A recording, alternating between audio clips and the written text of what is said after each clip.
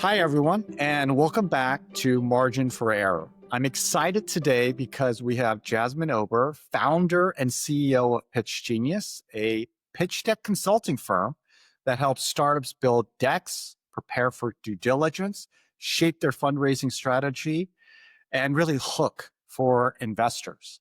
If you've ever wondered how some startups make fundraising look easy, this episode is for you. Jasmine, thanks for being here. Yeah, thank you so much for having me. So, really, just to kind of get started, can you tell our listeners what Pitch Genius does in your own words and what problem you saw in the market that made you decide to build it?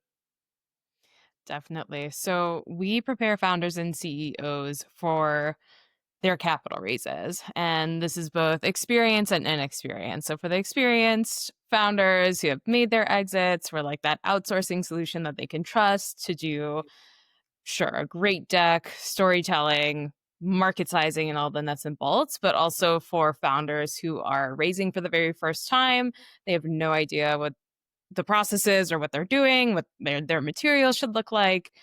We set them up for success too and educate them and do some mindset coaching as well. So yeah, we prepare these founders and CEOs for what I like to call smooth fundraising. Okay. The mindset coaching, can you talk a little bit more about that? What is mindset coaching?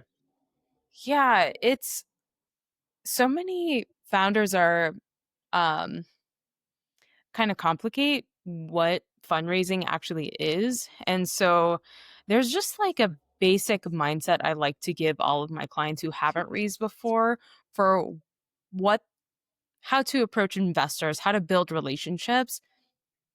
It comes down to networking, right? Like doing a good job networking, but not everybody, especially founders, have a career or have experience networking and building relationships and like connecting the dots on who knows them because maybe, yeah, they've been at Facebook for however many years or they've been at a company and you network within your organization and you might have those connections, but you haven't necessarily like networked beyond that. So, a lot of the mindset coaching is around what is this relationship? Like, what parts are on equal footing? What do you have to leverage? What do they have to leverage? And just how do you build an honest relationship with that person from the investor founder perspective? Got it. Got it.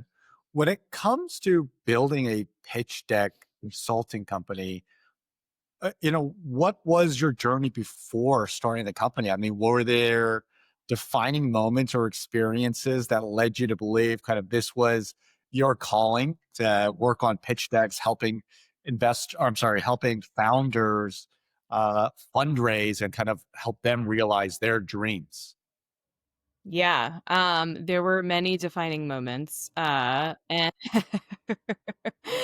but I would say the biggest defining moment I always come back to is like sitting in the Techos Angels room, working for angel investors as like their ops person, and just hearing these founders pitch a group of angels, then listening to the angels deliberate over the founders and which investments were interesting or not after they left the room. And it was as clear as day. If you botched your pitch, it didn't matter if the technology was good, if your background was interesting, and me being young and like with fresh ears, like I could listen and sit through all of the pitches. And it was just clear, like the founders that botched their pitch, regardless of what they were presenting, they just were not even discussed once they left the room. It literally fell on deaf ears. And I tell this story all the time because it's just like it's that stark. It can be that stark. And then the mediocre ideas or what I thought then were mediocre ideas who pitched really well were always deliberated. And it's like, okay, there's something to presenting that makes a huge difference. And it more importantly, there's something to the fact that these founders are showing up to this big moment that they've been waiting for, right? Like they want to book the meeting to pitch a room full of investors, but they were showing up unprepared, not because they didn't care, not because, it like their startup wasn't important to them. It's just like they just didn't realize like what being prepared for that moment even looked like. So, yeah, and also then LA's tech scene was just budding. It wasn't as mature as Silicon Valley, right? So we were learning how to function as Silicon Valley in a lot of ways and calling ourselves Silicon Beach, but nobody actually knew what they were doing just yet. So I think it also makes sense why my business started in LA, given the time and space and just what was happening. It's like founders were already really bad at pitching, and then LA was at a point in its lifespan, like tech bubble lifespan, that was just like really young and starting. So yeah, that was the defining moment for sure. I mean, well, clearly you've built something that has had tremendous impact on these founders and these startups. Because I think one stat that I saw was that less than 1% of all startups get funding. Almost 50% of Pitch Genius's companies do.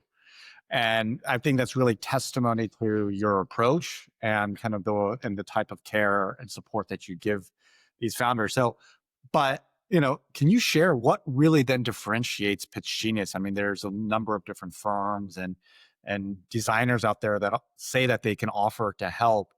But what makes Pitch Genius kind of unique in this space, and especially kind of what you guys do? Yeah, definitely. I think for me, I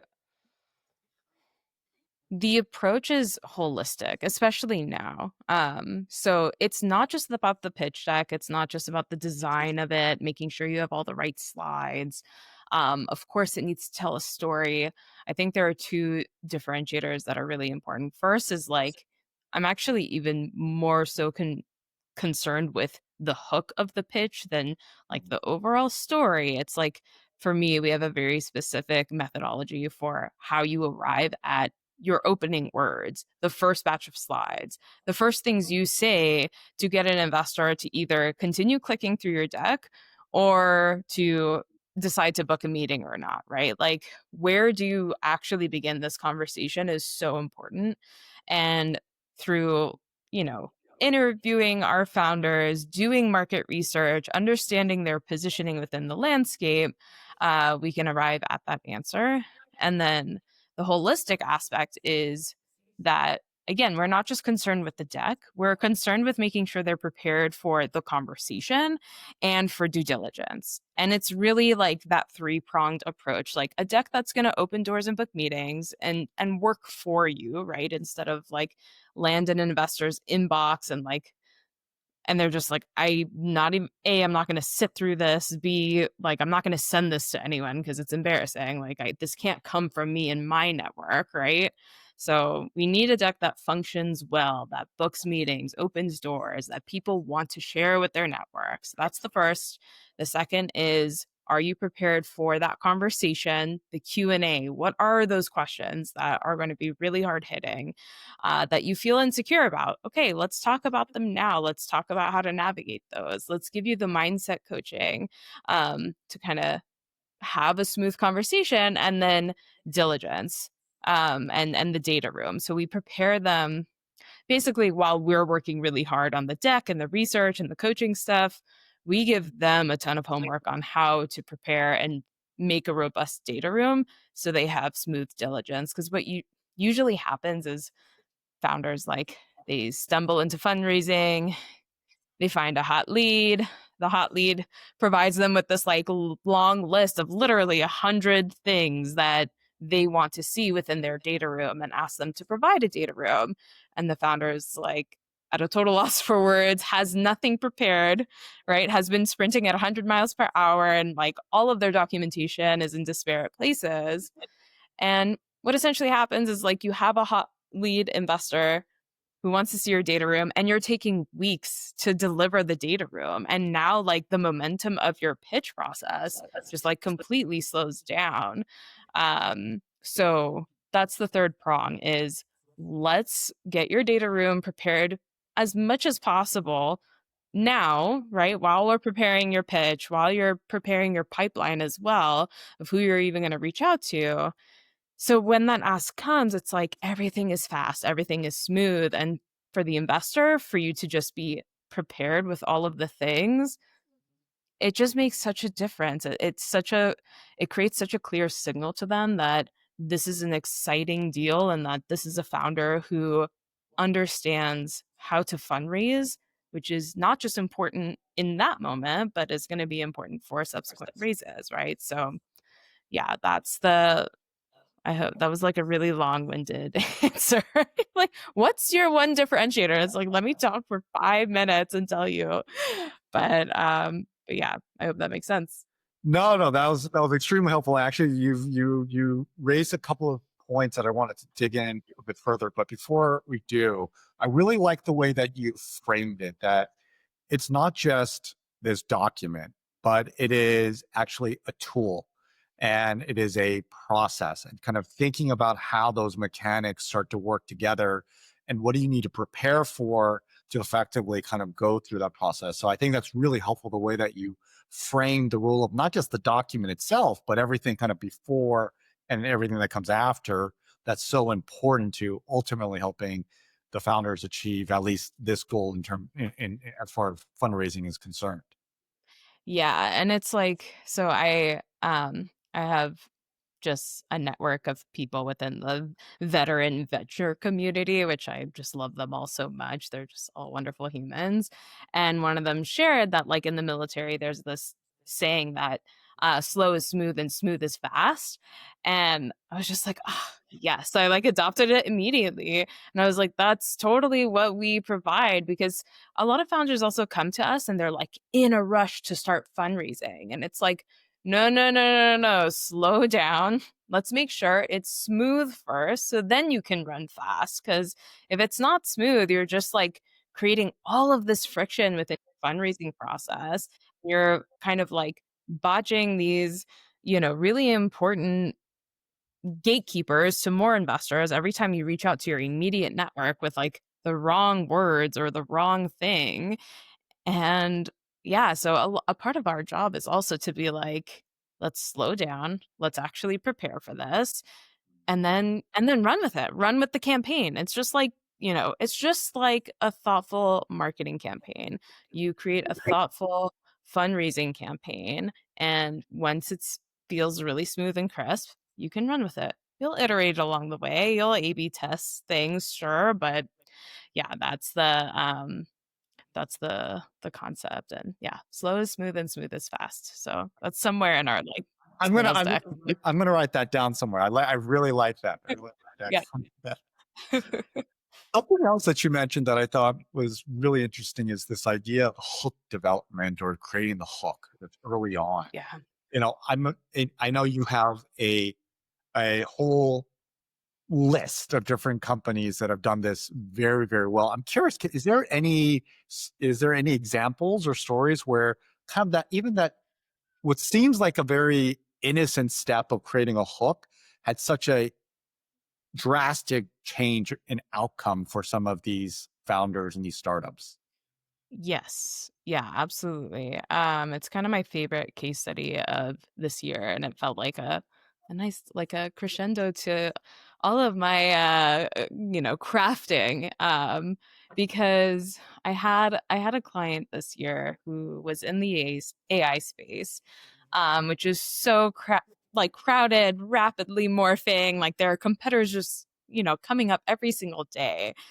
And this individual came to me as a first time CEO with their first task being to raise an extension round, um, which basically means going back to existing investors to say, we're not ready to raise our next round because we haven't hit our revenue markers and milestones that we promised you, but please give us more money, right? It's a hard ask, and of course you want to always believe that your previous investors will double down on you and like help you reach your Series C, for instance, but it doesn't always happen, right? Some people pull the plug and they're like, we've reached our limit and we're waiting to see the revenue kind of roll in. So um the hook was so important in this scenario to kind of persuade these investors that basically we were at a tipping point. And even though that dam has not broken yet, like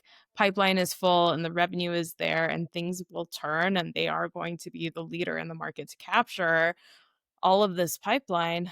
And like, I just can't, I can't stress enough that like the opening words and the messaging and what you go back to say and all the research we did to really figure out, okay, what is the right hook to lead with, and also like comparing that hook and comparing that messaging with like their most direct competitors at that moment in time, which had changed drastically since the CEO had looked at like the last competitive analysis that someone handed to them, right? So we went deep into research, figuring out who is fighting for the same exact VC dollars as you. Can we surmise what their messaging and approach has been thus far?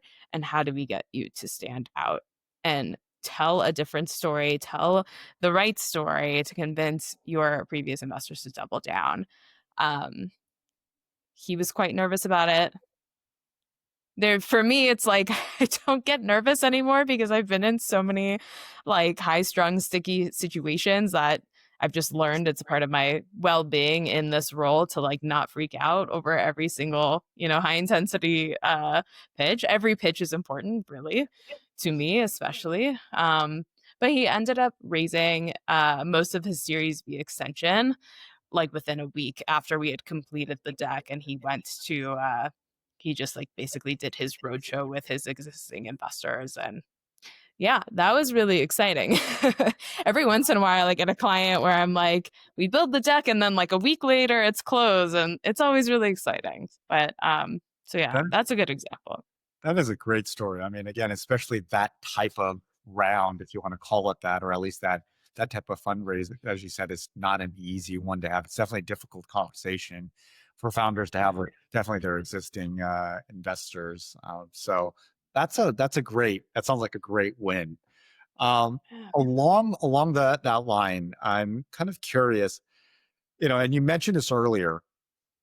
A lot of founders are like, I got to go fundraise, got to go. Like I'm gonna go raise money. And I'm sure you've seen your fair share of all types of founders and startups.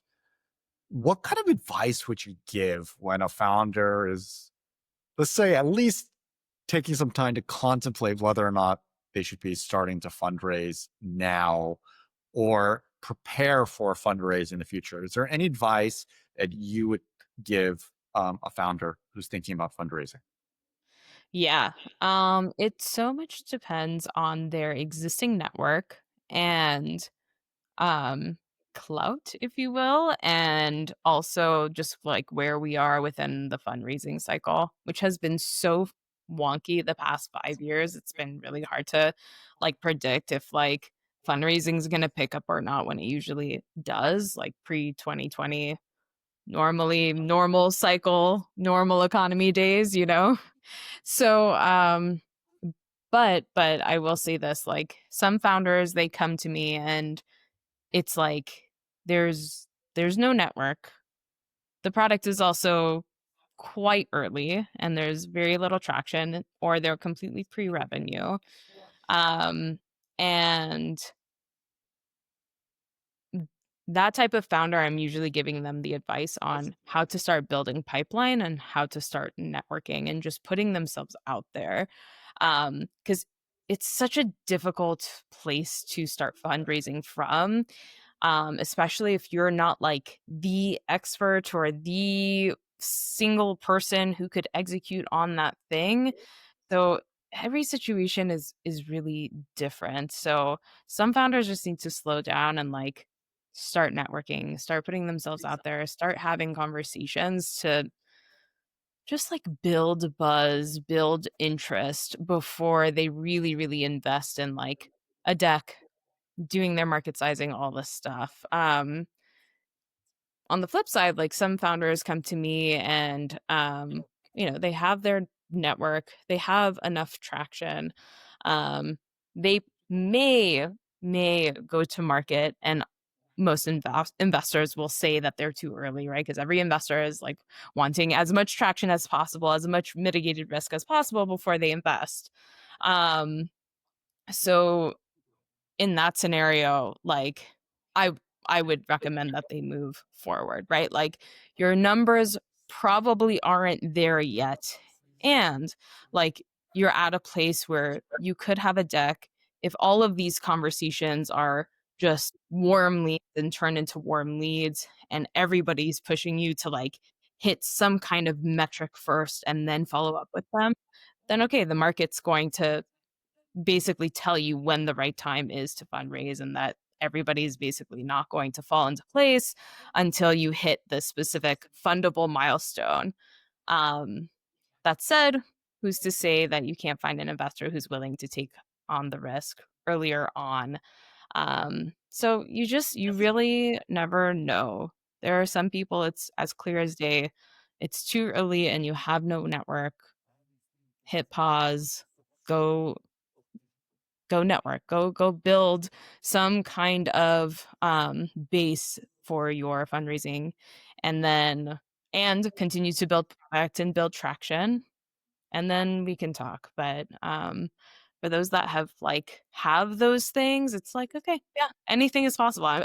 Who I'll tell you this: I have had founders and clients seriously who have had billion-dollar exits, who have are super high caliber, have accomplished amazing things in their lives and did not end up raising, okay? And it's shocking to me, right? Because you assume Right. of course, people are always able to raise because that's what we see in the news or, you know, PR and all of this stuff. And then I have clients who are just like, you would not think that they would raise, but they just had a network of people that knew them, trusted them, liked them, had seen them in previous roles and excelling, and they were able to raise, right? So you just don't know. Like, people come to me and they're like, "Do you think I can raise?" And it's, like, not a matter of, like, yes or no, it's like, "I have no idea. I'm just gonna give you marker for, like, likelihood," right? Like, it's going to be hard for these reasons and easier for these reasons, and it's up to you ultimately if you believe in your network, right? And the power of your network and the power of your ability to fundraise, like, that's like half of it. That's great. And I'm not going to stop you. But if we're like, there's like none of those stepping stones really there, and there's no traction, and it's super early, yeah, probably don't want to start fundraising just yet. So the other side, or at least something that I've heard from founders who have either attempted to fundraise or successfully fundraise, is that they always underestimate the amount of time it takes, not just the Yeah. process, but the time it takes for them to be involved in this process. Can you speak a little bit more about that? I mean, obviously, you're giving them homework, you're working with them and collaborating them on just overall strategy and some of the data and research you guys are doing. But can you talk a little bit more about what a founder should start to expect of their commitment and what that really means to be part of that fundraising process? Yeah, absolutely. So there are different strategies that founders will take based on just what's possible, right? For some founders, like it's impossible for me to just block out an entire week and just take meetings all week related to fundraising. Some people block like half their day. But there needs to be a consistent cadence and at least like 10 hours a week that's dedicated to it. Half of those hours could be like prospecting and working on the pipeline and working on investor updates. The other 5 hours could be meetings alone.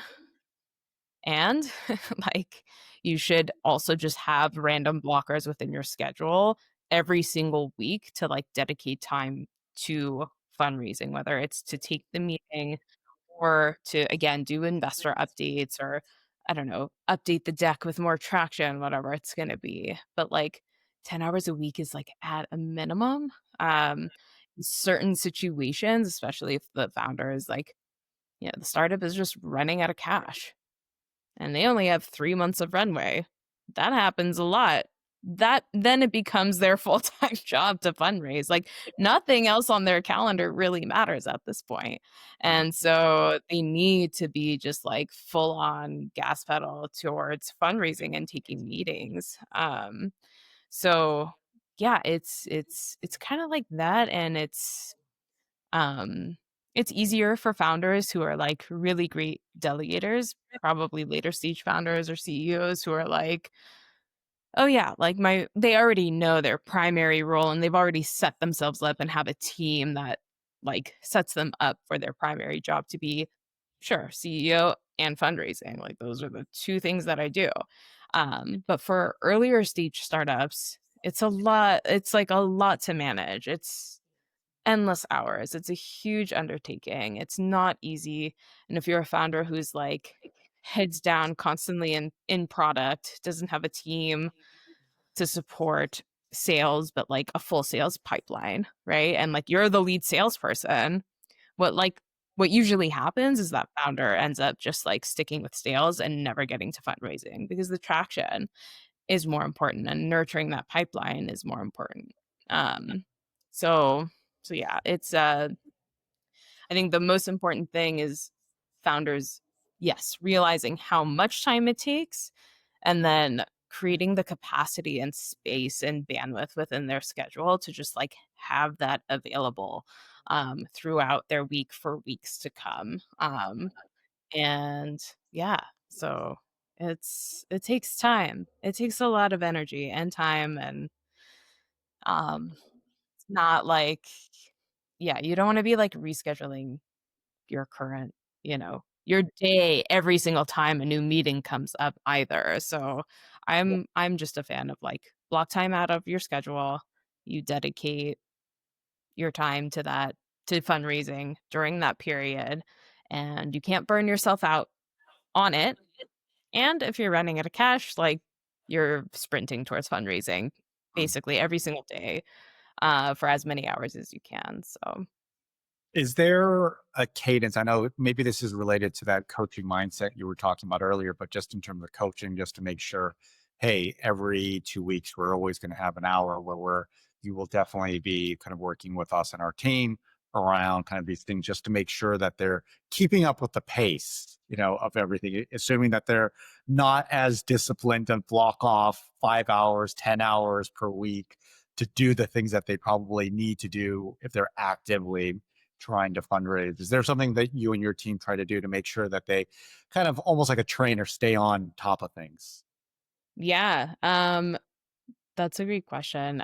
It really depends on the founder. We don't so the coaching is very much just integrated into, let's say, the 8 weeks of preparation we've committed ourselves to. And it's really up to the founder to schedule those calls with me and to take on like meeting with me weekly thereafter. Because at the very beginning, like I basically data dump on them and just give them, based on our conversation, your stage, everything that you've shared so far, this is all of the homework you need to worry about and start thinking about, right? It's quite overwhelming. A lot of it is really obvious. Some of it requires education and conversation and coaching. Um, Typically, founders are leaning on me for like the most imminent situations that are happening in that moment. And so preparation is like happening in the background, and they really don't need me for a ton of that. I can't help you find your like incorporation documents. I can't help you find your like, employee agreements or contractor agreements. Like you have to just go do those things and organize them. But yeah, I'm mostly dealing with like imminent situations. So, for example, like a founder who I had already expressed, like, you need good legal representation, reach out to your lawyers. You need to set up a vehicle and decide what vehicle you're going to use, in addition to like how you're going to accept the funds, right? Like, is it going straight into your existing bank account? Or are you going to put it in like a holding bank account? And once all the money is raised, then it'll like, go into your bank account. Yeah, like these are the things you need to speak to either with, yeah, with your legal representation, ideally, or with the person who is like fundraising alongside with you and has a ton of experience in doing this.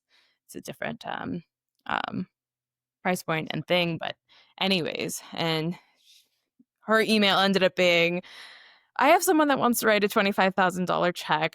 Didn't do any of the things that you told me to do, basically.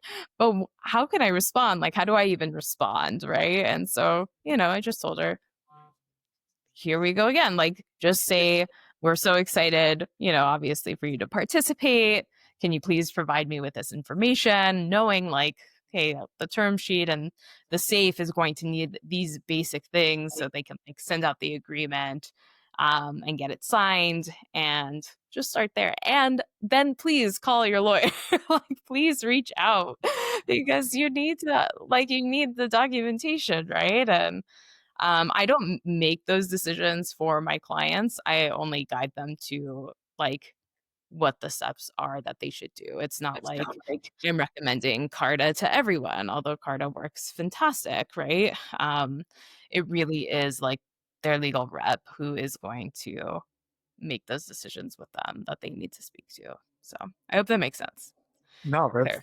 that's extremely helpful. And as we're talking about, the role of the founder and more of the operational dimensions, I think it makes me wonder, just come from your own experience and your own entrepreneurial hat, building a company like Pitch Genius around storytelling, persuasion must come with its own set of challenges. What have been some of the lessons learned, dare I say missteps, in kind of building Pitch Genius along the way?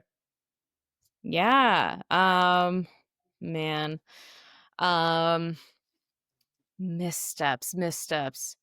I think it's like, this is a service-based company, obviously, right? Like, I have people ask me all the time, have you ever raised for Pitch Genius before? It's like, no, it's not like a scalable, like huge business. Like, Mm. it's a small agency and firm. Like, yeah, if I changed the model and did other things, like maybe it would turn into that. But aside from that, it is a service-based business. It requires people and it requires a lot of training. Right. Maybe a different founder, a different business owner would like think differently, and people would challenge me on that.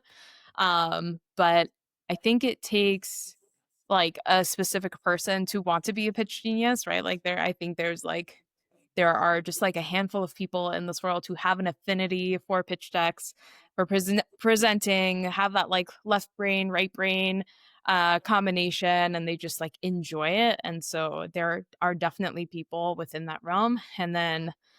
Um, and then there's the like hand not hand holding, but like the training aspect to like get them to understand how to build decks based off of like my methodology and all of my knowledge that I have. So the biggest learning curve has been, okay, how do I sustainably and scalably create that training? Um, give founders like the experience of working with clients without ever fumbling on the project, because you can't, right? Like, these projects need to go well. This is a founder who's like relying on you and trusting you to do something that's really critical for them. Um and so yeah, that's been the big balance, and I think I figured that out. It was more like lifestyle happenings that and changes that happen that didn't allow me to kind of continue scaling, which is like a whole other conversation. But you have a family.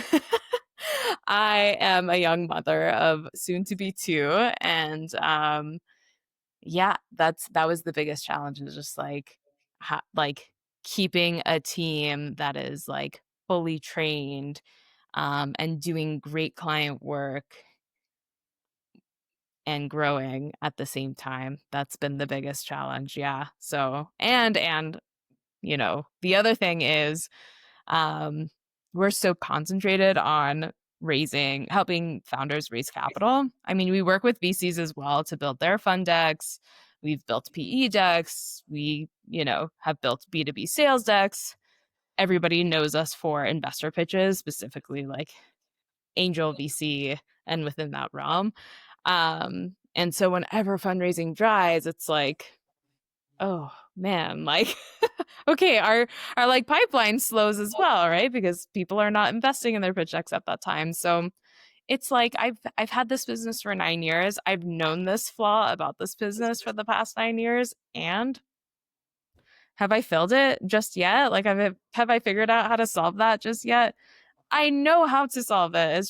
It's time, energy, and it's bandwidth. So those are the problems. Somebody help me. You help me. I'm just kidding. Well, underlying it all. I mean, underlying all the thing that has been Yeah. consistent more than 9 years is this real focus on quality, rigor, whether it be Yeah. through training and what have you. And so if we bring this Yeah. back to the founder kind of context as well, I have to imagine you mentioned this earlier, founders will oftentimes reach out to you when things are imminent. They need something like tomorrow. So there's got to always be this tension between speed where founders want their deck or all that's research and everything done today or yesterday, and then versus the quote unquote the right way with quality, with rigor, with kind of thoughtfulness. How do you balance that? And how do you balance that conversation with founders and the same with kind of your team in terms of how they talk to some of these founders when they confront that situation? Yeah. Yeah.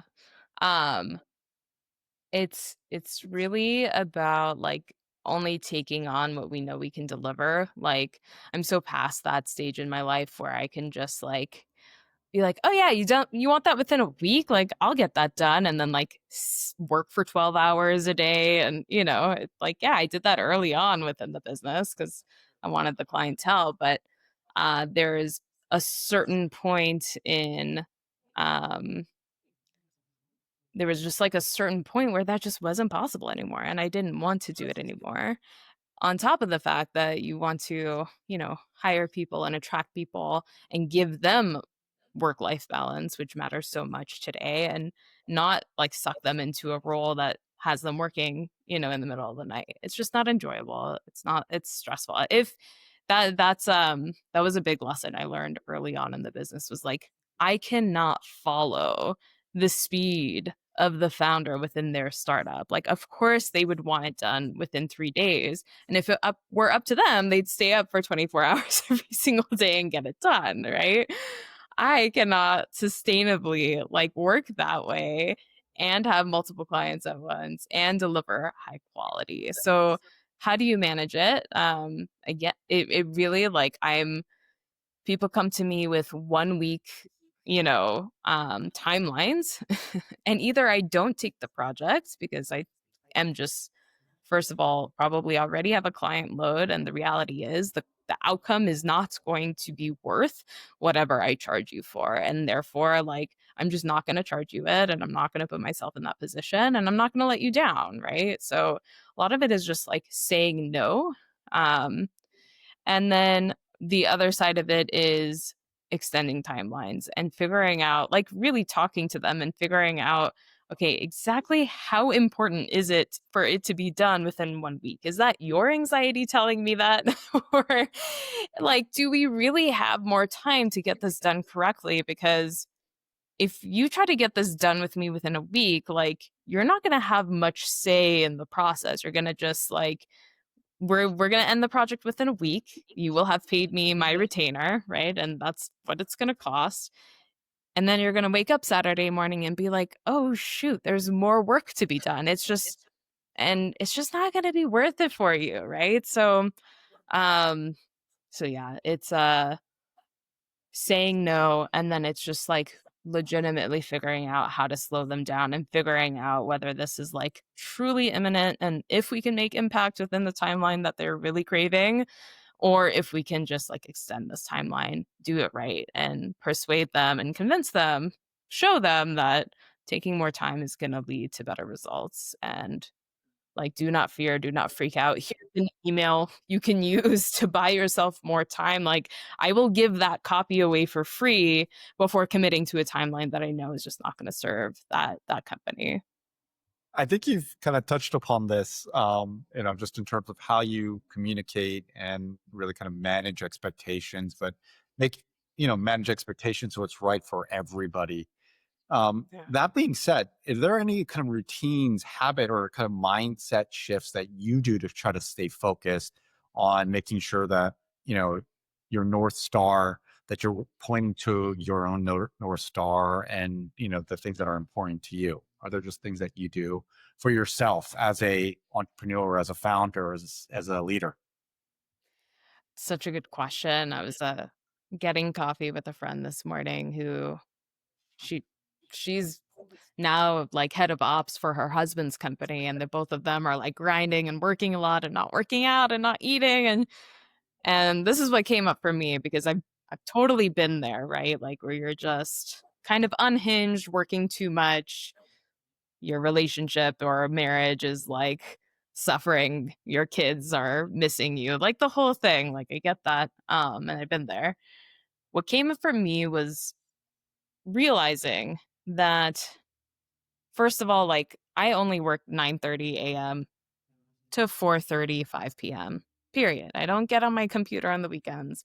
I don't get on my computer after I'm like in my dinner mode. I just don't, unless it's like I forgot to hit send. Okay, that's different. But I don't work beyond those hours.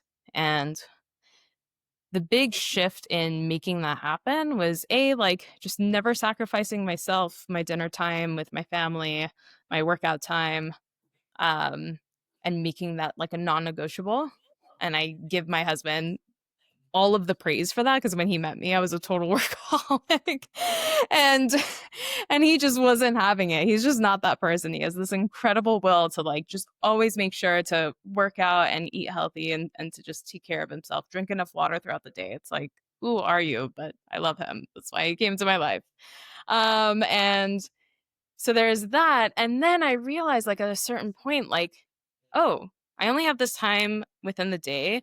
And if I get through my work calmly, it only takes that amount of time. When I work frantically, which is what I was doing then, and the difference was like I was working frantically then because I didn't really trust myself to deliver this really big promise I made, right? All the meanwhile, like I have so much experience. I know exactly how to do this. My clients are happy. Like it's not like I, it's like this repeatable, oh my God, thank you so much for delivering this, result. But I still didn't trust myself to actually deliver on that. And so I was constantly frantically working more hours than I needed to get a job done that I already knew how to do. And once I had that shift in perspective and just trusted myself and was like, I'm doing something that I both know how to do and love to do, great, just do it and do it calmly. And like, it's amazing. Like, there are always moments where I catch myself like, oh man, I have a deadline and like I feel a little behind on it.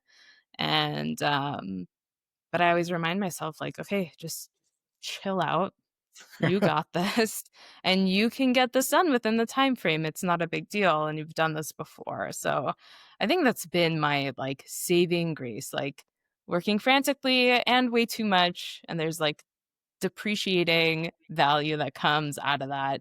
And then versus like, no, don't sacrifice yourself to make the frantic work happen. Like, prioritize yourself and work calmly because you can trust yourself and you know exactly how to do what you're doing. So, I don't know if that resonates, but No, it's like, I love yeah, that. yeah, Boundary and priorities. I mean, yeah, honestly, I mean, yeah, it is, you hear from the most successful entrepreneurs, and it's not unusual, just as you were pointing out for your own experience, boundaries, being able to yeah, understand where those are and why they exist. And so that's such an important thing. So no, I really appreciate you sharing that. I can't have a conversation with a pitch deck slash investment fundraising expert without talking about AI and sure, the role that AI itself has played, not only just from a entrepreneurial perspective, you running your own company, but also what you're seeing from a startup slash fundraising perspective as well. I'd love to get your take on what you have seen just in the last 9 months, 12 months in terms of the role of AI in the world that you live in. Yeah. It's a great question. I think like the amount of people trying to build decks, investor decks is like prolific now, right? Like wow, it's like and every time and there's just so much, especially on LinkedIn, like and thankfully my profile stands out and like I have experience and I have time on my side and that's wonderful. So I think it's become a little prolific because um sure then we had templates available. Now you have AI like writing an entire pitch for you. Um, and sure, like, yeah, anyone could use AI and tell a founder, like, I'll build your deck and lean on AI to do that. Um, is it suggested? No. And like what I find interesting is like I love, I'll tell you exactly what I use to organize my thoughts and do my research faster. Okay. I use Perplexity for research and it's not always right. Okay. So that's the other thing is like I am big on research. I am big on analysis and details, right? Like I already like prior to Perplexity or AI existing, it was like I would read articles, read PR releases that would like claim a specific number, but always go back to the original source of the actual like market research report. And sometimes it would be wrong. It's like, okay. And so like now you have that happening with AI as well. It's just amplified, right? So it's like, yeah, like I can use Perplexity to like move faster and maybe do a far and wider search when I'm trying to find competitors or if I'm doing a market sizing calculation, like I could do it a little faster with it. But like the sources and the numbers that it pulls isn't always right. And the hallucinations are very real, right? I have an AI client right now who is just sharing that like I think who did she say? I think OpenAI came out with an article saying like these hallucinations are real and like they're a problem and we don't even know if it's solvable. And I mean, if you think about it, if it's basing all of its knowledge and information on what is online, okay, that's a powerful tool. Yeah, it's like a super powerful search tool. But not everything that is posted or online is true or real or the right number because a human originally like wrote that and posted that. So, anyways, perplexity for that is super important. I think if you're like very mindlessly just like asking like what is the size of this market? It's like, yeah, it's going to give you an answer, right? And it's always going to give you an answer, which my husband says is like part of the problem is it always gives you an answer. But it takes like critical thinking and like the analysis skill to actually know if it's like real or not or correct. Like it just really is not right sometimes. And you know, again, it gets me moving faster and like I double check everything that it tells me. Like I do not trust anything it actually says. I have to go back to the source that it's linking and make sure and verify and that's okay. I still work faster because of it, which is great. Um the other tool I use is Claude. And I love Claude for writing actually and I'm not like long form writing ever really, unless I'm like writing a blog post. But for my clients, I'm not doing a ton of long form writing. But it helps me to like take a really shitty version of my pitch that I'm trying to say, and then like that came from me analyzing and speaking to the founder and understanding like the market and doing the research and helping me clean up that language faster. Sometimes it gives me great ideas in terms of like flow, right? Like what's a good word to use? What's a good analogy to use? And I get to brainstorm with it faster, but it's never like ultimately making the decision and how I move forward with language in a deck or how I move forward with market sizing. It's like It's an assistant. It assists. And so you're Cool. asking a really great question. Yeah, like how is AI impacting my work? How is AI impacting our world? Um it's supercharging me. But yeah, go for it. Sorry. No, I was just going to ask then from on the fundraising side, have you noticed, Yeah. and it may not be directly due to AI, but in this AI environment that we are currently in, especially on the tech side of things, do you see fundraising changing in any way in terms of what investors are asking for, in terms of maybe even the scrutiny of the decks and to see, are these numbers Mm, real and all these type of things? Are they starting to kind of the nature of the questions perhaps changing, saying, did you just pull that from Perplexity or for ChatGPT? I'm just kind of curious. Have you noticed any differences there from the investor side of the process? um, that's a really good question. No, I have not. What I am seeing for my A clients specifically is like investors are very sore and worried about investing in AI wrappers or investing in anything that truly is proprietary, right? Like that's where we are now within the cycle. Like the year isn't even over yet. Like everything has happened just so fast. It's just been like 75% of all funding went into AI. And now like everybody's like, but wait, like we can't continue just investing in AI. Like what is the real AI? What is the, who's building architecture versus just like building an AI wrapper that anyone else could build, right? And we're the discussion is changing around like what is a true moat now? What is the right moat to put in front of investors? Do you even have one? So I think it's more scrutiny from the standpoint of investors are trying to desperately understand AI and all of the models available and which perform better than others based on the computational power that's needed for this type of equation or this type of data.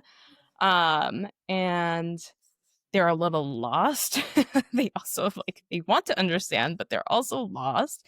And so there's a lot of mistrust, right? And granted, there are a lot of founders out there who are like misrepresenting what their AI is, what it can do. And so like the technical stack of what they've built has become a lot more important.